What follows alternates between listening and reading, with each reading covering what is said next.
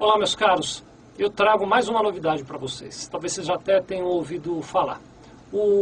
Através de um ajuste CINEF, que é o Sistema Nacional de Informações Econômico-Fiscais, foi instituído agora uma obrigação adicional para aquelas empresas que emitem notas fiscais.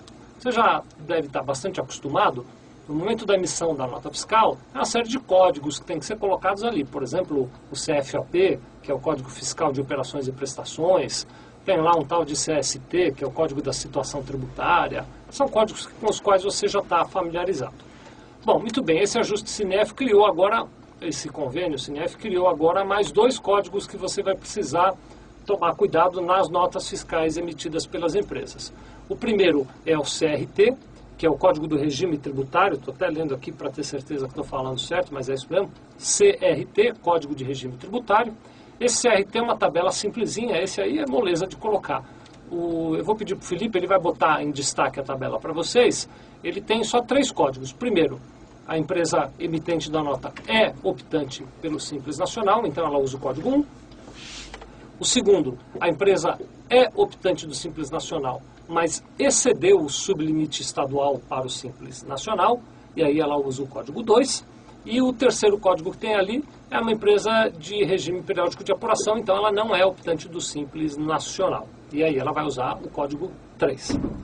Bom, não dá para avançar sem antes explicar um pouquinho melhor esse código 2 aí, né? Que é o código das empresas que são optantes do Simples Nacional, mas que têm um excesso do sublimite.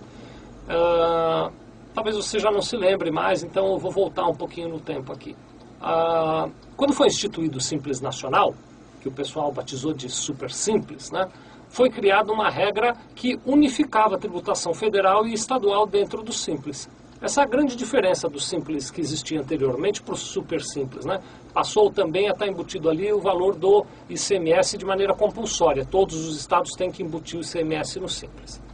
Bom, é difícil você comparar um estado brasileiro com outro, porque cada estado brasileiro tem uma situação econômica diferenciada. Então, para tentar dar equilíbrio nisso, o governo federal permitiu que os estados menores criassem sublimites para o ICMS dentro do Simples. Na prática, isso acontece da seguinte maneira. Aqueles estados que têm um PIB no estado que corresponde a 5% ou mais do PIB nacional, eles têm o limite para optar pelo Simples de 2.400.000 para fins de ICMS, exatamente como é para os fins de tributação federal. Os estados que têm um PIB menor, um PIB entre 1% e 5% do PIB nacional, eles podem limitar as opções para o Simples, para fins de ICMS, a R$ 1.800.000. E aqueles estados que têm um PIB menor do que 1% do PIB nacional, têm o direito de limitar a opção do Simples para fins de ICMS em R$ 1.200.000.